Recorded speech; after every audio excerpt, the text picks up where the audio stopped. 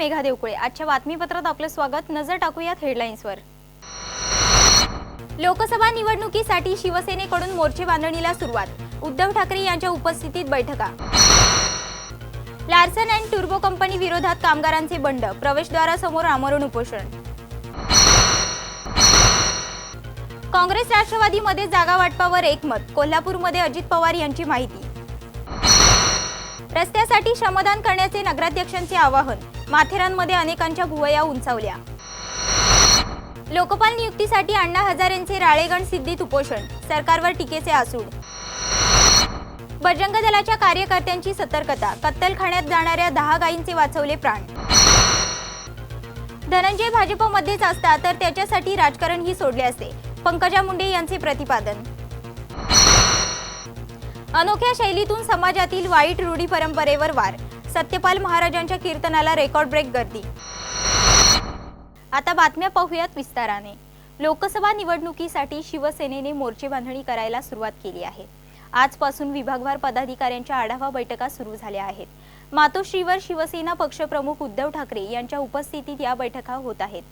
विदर्भ, मराठवाडा, खानदेश, पश्चिम महाराष्ट्र, कोकण, ठाणे, पालघर आणि मुंबई अशा विभागवार बैठकांना सुरुवात झाली आहे। या विभागातील विधानसभा संपर्क प्रमुखांची बैठक थेट शिवसेना पक्षप्रमुख उद्धव ठाकरे यांच्या उपस्थितीत होत आहे। प्रत्येक मतदारसंघाचा सखोल आढावा या बैठकीत घेण्यात येतो आहे। तसेच विद्यमान आणि संभाव्य उमेदवारांच्या नावांची चर्चा बैठकीत सुरू आहे। दुसरीकडे युतीचा घोडा अजून अडकलेला आहे। भाजप युतीसाठी इच्छुक असली तरी शिवसेना यावर काय निर्णय घेते हे पाहणं देखील महत्त्वाचं ठरणार आहे। युतीवरून दोन्ही पक्षांच्या कार्यकर्त्यांमध्ये अजूनही संभ्रम आहे। महाराष्ट्रात शिवसेनाच मोठा भाऊ राहील। भाजपकडून आम्हाला सन्मानजनक प्रस्ताव आला तर युतीचा विचार करू, असं वक्तव्य शिवसेना खासदार संजय राऊत यांनी केले होते। शिवसेना पक्षप्रमुख उद्धव ठाकरे यांनी सोमवारी लोकसभा आणि राज्यसभेतील खासदारांची मातोश्रीवर बैठक बोलावली होती। यानंतर प्रसारमाध्यमांशी बोलताना संजय राऊत यांनी म्हटले की आगामी निवडणुकीत युती करण्यासाठी भाजपकडून आम्हाला कोणताही प्रस्ताव आलेला नाही। आगामी लोकसभा आणि विधानसभा निवडणुकीत भाजप आणि शिवसेना एकत्र लढल्या तर गणित नक्कीच बदलणार आहेत। पण युतीचा निर्णय अजूनही गुलदस्त्यात दिसतो आहे। एकीकडे भाजपकडून युतीबाबत चर्चा सुरू असल्याचं बोललं जात आहे, पण शिवसेना युतीबाबत भाजपकडून कोणताच प्रस्ताव न आल्याचं म्हणते आहे। त्यामुळे युतीचं काय होणार याबाबत दोन्ही पक्षांच्या कार्यकर्त्यांमध्ये संभ्रम आहे। ब्युरो रिपोर्ट, संवाद मराठी लाईव्ह, मुंबई। मावळ तालुक्यात सध्या कामगारांवर बेरोजगारीचं सावट आलंय। कामगारांवर कंपनी मॅनेजमेंट अन्याय करत असल्याचे दिसून येत आहे। प्रसिद्ध कंपनी लार्सन अँड टुर्बो मधील तब्बल 125 कामगारांना कोणतीही पूर्वसूचना न देता कामावरून कमी करण्यात आले आहे। त्यामुळे कामगारांनी कंपनीच्या समोर आमरण उपोषण पुकारले आहे। मावळ परिसरातील प्रसिद्ध लार्सन आणि टुर्बो या कंपनीत अनेक वर्षांपासून काम करणारा मोठा वर्ग आहे। कंपनीच्या उभारणीसाठी जमीन देणारे देखील या कंपनीत कामाला आहेत। मात्र मुजोर व्यवस्थापनामुळे अशा असंख्य कामगारांवर उपासमारीची वेळ आली आहे। वर्षानुवर्षे काम करून देखील कामगारांना पुरेसा पगार नाही। वर्षानुवर्षे काम करून देखील अद्याप कामगारांना कायमस्वरूपी तर सोडा, मात्र वागणूकही चांगली नसल्याचा आरोप कामगारांनी केला आहे। आता ते 10 ते 12 वर्षापासून इथे काम करतायत आणि त्यांची सॅलरी बाकी LNTsना पाहिल्यानंतर त्यांची सॅलरी आज 40च्या वरती पाहिजे। सगळे डिप्लोमा इंजिनियर्स एम्प्लॉई आणि त्यांची सॅलरी 20च्या घरात आहे। म्हणजे साधारणतः त्यांना त्यांची फॅमिली, आई वडील सगळ्यांना सांभाळायला 20,000 रुपये मिळतात मागच्या 10-12 वर्षापासून काम करून। त्यांना कसल्याही प्रकारचे इन्क्रीमेंट नाही। आज ते सुपरवायझरसुद्धा नाही आहेत डिप्लोमा इंजिनियर्स। आज त्यांची ही हालत आहे आणि त्या डिप्लोमा इंजिनियर्सला सरळ इथले प्लांट हेड कुत्ता म्हणून बोलवतो। तर बाहेर येणारा माणूस आम्हाला जर इथं कुत्ता म्हणून बोलवत असेल तर वरच्या प्रशासनाने त्यांच्यावरती चांगली कारवाई केली पाहिजे। आणि आम्ही हा विषय त्यांच्या नजरेस आणला, 2-3 वेळा त्यांच्या नजरेस आणला, पण त्यांनी त्याला सिरियसली नाही घेतलं, म्हणून आज आमच्यावरती ही वेळ आलेली आहे। मावळ परिसरात खरं तर असंख्य कंपन्यांमध्ये आधीच स्थानिक कामगारांना महत्त्व दिलं जात नाही आणि जिथे स्थानिक कामगारांच्या जमिनी घेतल्या आहेत त्यांना फक्त कॉन्ट्रॅक्ट बेसवर काम करावं लागतंय। क्षुल्लक पगारात काम करायचं कसं आणि आजच्या काळात जगायचं कसं असा प्रश्न खरं तर उपस्थित होतोय। आणि जेव्हा त्यांना 3 वर्षानंतर आम्ही आज विचारायला जातो की असं कसं तुम्ही म्हणताय, तेव्हा तर तुम्ही जॉईन करून घेताना आम्हाला बोललं होतं की तुम्ही 3 वर्षात मॅनेजर व्हाल किंवा 3 वर्षांनी तुम्ही स्वतःचं घर घेऊ शकाल। तर ते आता तसं म्हणतात की आम्हाला वाटलं होतं की तुम्ही 3 वर्ष टिकणारच नाही, तर तुम्ही 3 वर्षानंतर स्वतःहून निघून जाल। पण यांचा स्वतःचा बॉन्डच 3 वर्षाचा असतो। आम्ही 3 वर्षापर्यंत जाऊ शकत नाही। आणि आता 3 वर्षानंतर जर आम्ही मार्केटमध्ये बाहेर गेलो तर लोक आम्हाला विचारतात की हा TG बँड काय आहे आणि तुम्ही 3 वर्ष झालं डिफेन्ससाठी काम करताय आणि तुम्हाला एवढीच सॅलरी कशी? तर आम्ही आन्सरेबल नसतो त्यांना आणि आम्ही मुजर व्यवस्थापनाविरोधात 28 जानेवारीपासून 125 कामगार आमरण उपोषणाला बसले आहेत. मात्र अद्याप या कामगारांची विचारणा कंपनी व्यवस्थापनाकडून झाली नाही. अशा मुजोर प्रशासनाला स्थानिक नेत्यांसह कामगार आयुक्तांनी धडा शिकवायला हवा आणि कामगारांना न्याय मिळवून द्यायला हवा, अशी मागणी कामगारांनी केली आहे. अनिस शेख, संवाद मराठी लाईव्ह, मावळ. महाराष्ट्रातील लोकसभेच्या 48 पैकी 44 जागा वाटपावर काँग्रेस आणि राष्ट्रवादी काँग्रेसमध्ये एकमत होऊन निर्णय झाला आहे. उरलेल्या जागा वाटपाचा निर्णयही लवकरच होईल, असे राष्ट्रवादी काँग्रेसचे नेते अजित पवार यांनी सोमवारी सांगितले. राष्ट्रवादी काँग्रेसच्या परिवर्तन यात्रेनिमित्त अजित पवार सोमवारी कोल्हापूरमध्ये होते. त्यावेळी त्यांनी आगामी लोकसभा निवडणुकीच्या जागा वाटपांबद्दल माहिती दिली. 44 जागा वाटपावर दोन्ही पक्षांमध्ये एकमत झाले असून निर्णय झाला आहे. आता उर्वरित 4 जागांचा निर्णय झाला की दोन्ही पक्ष एकत्रितपणे जागा वाटपाची माहिती देतील आणि आघाडीची औपचारिक घोषणाही होईल. आघाडीमध्ये कोल्हापूरप्रमाणे साताऱ्याच्या जागेबाबतही काहीशी धुसफूस होती, मात्र तिथेही आता मनोमिलन झाले आहे. काही लोकांची मागणी जास्त असल्यामुळे जागा वाटपाचा विषय प्रलंबित राहतो, पण लवकरच त्यावर तोडगा काढला जाईल. भारिप बहुजन महासंघाचे नेते प्रकाश आंबेडकर यांनी मागितलेल्या 12 जागांच्या मागणीवरही सध्या चर्चा सुरू असल्याचे त्यांनी स्पष्ट केले. काँग्रेस आणि राष्ट्रवादी काँग्रेस या दोन्ही पक्षांमध्ये जागा वाटपावरून चर्चा करण्यासाठी गेल्या बऱ्याच दिवसांपासून सातत्याने बैठका होत आहेत. यापैकी काही बैठका दिल्लीतही पार पडल्या आहेत. या बैठकांनंतर आता दोन्ही पक्षांनी 44 जागांचा निर्णय अंतिम केला आहे. कोणता पक्ष कोणती जागा लढवणार हे अद्याप अधिकृतपणे जाहीर करण्यात आलेले नाही. राष्ट्रवादी काँग्रेसने परिवर्तन यात्रेच्या निमित्ताने महाराष्ट्रातील वेगवेगळ्या भागातील राजकीय वातावरण ढवळून काढण्यास सुरुवात केली आहे. ब्युरो रिपोर्ट, संवाद मराठी लाईव्ह, कोल्हापूर. माथेरान नगर परिषदेची रस्त्यांची कामे रखडलेली असून पर्यटन स्थळाकडे जाणारे रस्ते दुर्लक्षित झाले असल्याने रस्त्यांची वाताहत झाली आहे. यामुळे पर्यटकांना चालताना त्रास सहन करावा लागत आहे. त्यामुळे नगर परिषदेच्या कामकाजावर नाराजी व्यक्त करत खुद्द माथेरानच्या नगराध्यक्षांनीच सोशल मीडियावरून महिलांना खंडाळा पॉइंट येथील रस्त्यासाठी श्रमदान करण्याचे आवाहन केल्याने अनेकांच्या भुवया उंचावल्या आहेत. जानेवारी महिन्यात महिलांचा हळदी कुंकू समारंभावर भर असताना माथेरानच्या महिलांनी या पारंपरिक पद्धतीला छेद देत माथेरान नगर परिषद प्रशासनाच्या कार्यप्रणालीवर प्रश्नचिन्ह उपस्थित करत माथेरानच्या मध्यवर्ती दर्शनीय प्रेक्षणीय स्थळ असलेला खंडाळा पॉइंट येथे श्रमदान केले. नगराध्यक्षांच्या आवाहनाला महिलांनी एकजुटीने प्रतिसाद देत रस्त्यावरील अडगळ दूर करत रस्त्याची माती टाकून डागडुजी केली.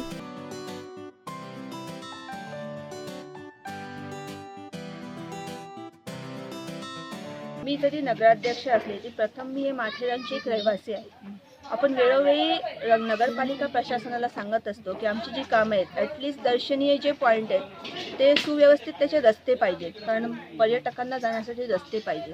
शिवाय तिथे ज्या हॉटेलधारकांनी, आजूबाजूचे जे हॉटेलधारक आहेत त्यांनी जो पसारा केलेला आहे, घाण केलेली, तो वेळोवेळी त्या लोकांनीच ॲक्च्युली स्वच्छता ठेवली पाहिजे. प्लस नगरपालिकेचे जे कर्मचारी आहेत त्यांच्याकडनं प्रशासनाने ते करून घेतलं पाहिजे. आणि शिवाय हा रोड व्हावा असं आपण वेळोवेळी सांगतोय, पण त्याच्यामध्ये जी निविदा प्रक्रिया असते त्याच्यामध्ये बराच वेळ वाया जातो. आणि शिवाय आपल्या नागरिकांचं एक असतं की आपले नगराध्यक्ष आहेत तर त्यांनी आपल्यासाठी काहीतरी चांगलं काम करावं, चांगले रस्ते व्हावे, म्हणजे साधारण एक इच्छा असते की रस्ते, लाईट आणि पाणी. तर ह्याच्यामध्ये हा जो रस्ता हा मेन दर्शनीय पॉईंट आहे, खंडाळा पॉईंट. बरेचसे पर्यटक इथे येत असतात.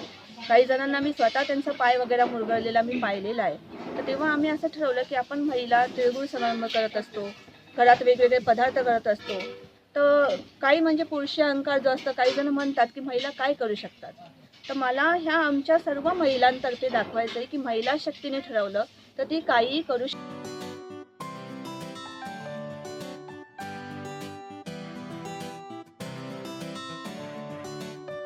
यावेळी माथेरानच्या सभापती सोनम दाभेकर, नगरसेविका कीर्ती मोरे, रुपाली आखाडे, ज्योती सुनावळे, सुहासिनी शिंदे, वासंती जाभळे, रिजवाना शेख, स्मिता शिंदे, श्रुती दाभेकर आणि महिला उपस्थित होत्या. दिनेश सुतार, संवाद मराठी लाईव्ह, माथेरान. बातमीपत्रात वेळ झाली छोट्याशा विश्रांतीची. कुठेही जाऊ नका, पाहत राहा संवाद मराठी लाईव्ह. श्री गणपती संस्थान महड, तालुका खालापूर, जिल्हा रायगड. श्री वरदविनायकाच्या भक्तांसाठी भक्तनिवासाची सोय, स्वच्छता आणि 24 तास गरम पाणी, CCTVची नजर. आगाऊ नोंदणीसाठी संपर्क करा 02192 26 69 12 72 76 47 38 54. विश्रांतीनंतर बातमीपत्रात आपलं पुन्हा एकदा स्वागत. पाहूयात उर्वरित घडामोडी. समाजसेवक अण्णा हजारे पुन्हा उपोषणाला बसणार आहेत. लोकपाल नियुक्ती करण्यासाठी अण्णा यावेळेस जंतर मंतर किंवा रामलीलावर नाही तर राळेगण सिद्धी येथे उपोषणाला बसणार आहेत. माझे आंदोलन कोणती व्यक्ती अथवा पार्टीच्या विरुद्ध नाही तर समाज आणि देशाच्या हितासाठी असल्याचे अण्णा हजारे यांनी यावेळी सांगितले. समाज आणि देशाच्या हितासाठी मी अनेकदा आंदोलने केली आहेत. तशाच प्रकारचे हे आंदोलन आहे. लोकपाल कायदा बनवून 5 वर्ष झाली, पण कारणे देणे सुरूच आहे. सरकारच्या मनात खरंच काही असतं तर इतका वेळ लागला असता का, असा प्रश्न त्यांनी उपस्थित केला. 2011-12 मध्ये अण्णा हजारे यांनी रामलीला मैदानावर आमरण उपोषणाला बसून सरकारला हादरवलं होतं. या आंदोलनात कोणताही राजकीय पक्ष जोडला जाणार नाही असंही त्यांनी स्पष्ट केले. अण्णा हजारे यांनी लोकपालच्या अंमलबजावणीवरून फडणवीस सरकारवर यापूर्वीही ताशेरे ओढले होते. लोकपाल कायदा झाल्यानंतर 1 वर्षाच्या आत राज्यात लोकायुक्त कायदा होणे गरजेचे असताना मुख्यमंत्री देवेंद्र फडणवीस यांनी काहीही कार्यवाही केली नाही. राज्याला देवेंद्र फडणवीस हे चांगले मुख्यमंत्री मिळाले असे कौतुक आपण करीत होतो, पण 4.5 वर्षानंतर मुख्यमंत्र्यांची अवस्था ढवळ्या शेजारी बांधला पवळ्या, वाण नाही पण गुण लागला अशी झाल्याची टीका अण्णांनी केली होती. अण्णा हजारे यांनी केंद्रातील मोदी सरकारलाही धारेवर धरले होते. सर्वोच्च न्यायालयाच्या आदेशानंतरही सरकारने लोकपाल कायदा लागू केला नाही. आज हा कायदा अस्तित्वात असता तर राफेल घोटाळा झाला नसता. लोकपाल कायद्याच्या अंमलबजावणीत चालढकल करून सरकारने जनतेची दिशाभूल केली असे अण्णा हजारे यांनी म्हटले होते. ब्युरो रिपोर्ट, संवाद मराठी लाईव्ह, राळेगण सिद्धी, अहमदनगर. वर्धा जिल्ह्यातील वायगाव गोड येथे एका वाहनामध्ये 10 गायी डांबून कत्तलखान्यात नेत असल्याची माहिती बजरंग दलाचे कार्यकर्ते सतीश ठाकरे, महेंद्र झाडे, राजेश भुरे यांना मिळताच त्यांनी वाहन अडवल्यावर वाहनाचा चालक वाहन सोडून फरार झाला.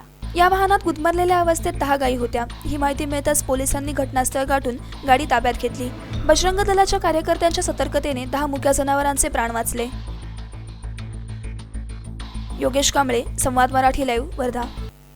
धनंजय आज भाजपमध्ये असता आणि तशीच वेळ आली असती तर मी त्याच्यासाठी राजकारणही सोडले असते, असे वक्तव्य राज्याच्या ग्रामविकास मंत्री पंकजा मुंडे यांनी केले. त्या मंगळवारी एका वृत्तवाहिनीला दिलेल्या मुलाखतीत बोलत होत्या. यावेळी त्यांना मुंडे घराण्यातल्या वादाविषयी विचारण्यात आले. या प्रश्नांना उत्तर देताना पंकजा यांनी म्हटले की सगळ्याच राजकीय घराण्यांमध्ये कुरबुरी होतात, मात्र मुंडे कुटुंबियांचीच जास्त चर्चा होते. आमच्या घराण्याची ताकद मोठी होती. बाबा मंत्री होते. मीही लोकांच्या आग्रहाखातर राजकारणात आले. बाबांनी धनंजयलाही आमदार केले. एवढे सगळे देऊनही तो राष्ट्रवादीत गेला. आज धनंजय भाजपमध्ये असता तर मी त्याच्यासाठी राजकारणही सोडले असते, मात्र आता आम्हा दोघांचे मार्ग वेगळे आहेत, असे पंकजा यांनी म्हटले. तसेच गोपीनाथ मुंडे यांच्या मृत्यू प्रकरणी रॉमार्फत चौकशी करण्याची कोणतीही गरज नसल्याचे त्यांनी सांगितले. या प्रकरणाची चौकशी रॉ किंवा सर्वोच्च न्यायालयाच्या न्यायाधीशांकडून केली जावी अशी मागणी धनंजय मुंडे यांनी केली होती. मात्र मला सीबीआय आणि पोलिसांवर विश्वास आहे, असे सांगत पंकजा यांनी या विषयावर अधिक बोलणे टाळले. यावेळी पंकजा यांनी पुन्हा एकदा आपण कधीच मुख्यमंत्री पदाच्या चर्चेत नव्हतो हे स्पष्ट केले. मुख्यमंत्री पदाबाबत जे मी बोलले त्या वक्तव्याचा विपर्यास केला गेला. राजकारणात मी माझ्या पद्धतीने काम करत जाते. मी कुणाशीही स्पर्धा करत नाही. मुख्यमंत्र्यांनी आणि मी अनेक वर्ष सोबत काम केले आहे. आमच्यात उत्तम संवाद आहे. कोणत्याही बातम्यांचा आमच्यावर परिणाम होत नसल्याचेही पंकजा यांनी सांगितले. ब्युरो रिपोर्ट, संवाद मराठी लाईव्ह, बीड. महाराष्ट्राला संतांची परंपरा लाभली आहे. या परंपरेत राष्ट्रसंत तुकडोजी महाराज यांनी पुरोगामी विचारधारेला जोपासले आहे. महात्मा ज्योतिराव फुले यांनी कर्मकांड बाजूला सारून मानवतेचा संदेश दिला. ती शिकवण राष्ट्रसंत तुकडोजी महाराजांनी दिली. आता हा विचार राष्ट्रीय प्रबोधनकार सत्यपाल महाराज संपूर्ण देशात करत असून सत्यपाल महाराजांच्या कीर्तनाला रेकॉर्ड ब्रेक गर्दी असल्याचे पाहायला मिळाले. महाराष्ट्र महायुवक संघटनेतर्फे सत्यपाल महाराज यांच्या कीर्तनाचे आयोजन करण्यात आले होते. सत्यपाल महाराजांनी आपल्या अनोख्या शैलीतून समाजातील वाईट रूढी परंपरेवर वार केले. विनोदातून प्रबोधन करीत श्रोत्यांना रिझवले. सत्यपाल महाराज यांच्या कीर्तनाला झालेल्या गर्दीने आतापर्यंतचे रेकॉर्ड मोडले. कीर्तनासाठी नागरिकांनी गर्दी केली होती. कार्यक्रमाच्या यशस्वीसाठी सागर कडोने, अमोल गाडगे, सुनील पाटील, सचिन गिऱ्हे, नितीन बारतासे, सूरज निलकन, सागर माहुलीकर, योगेश फुलारी, शंकर पाटील आदींनी परिश्रम घेतले.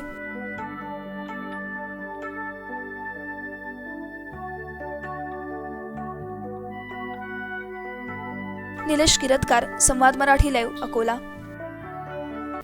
बातमीपत्रात वेळ झाली इथेच थांबण्याची. पुन्हा भेटूया पुढील बातमीपत्रात. तोपर्यंत नमस्कार.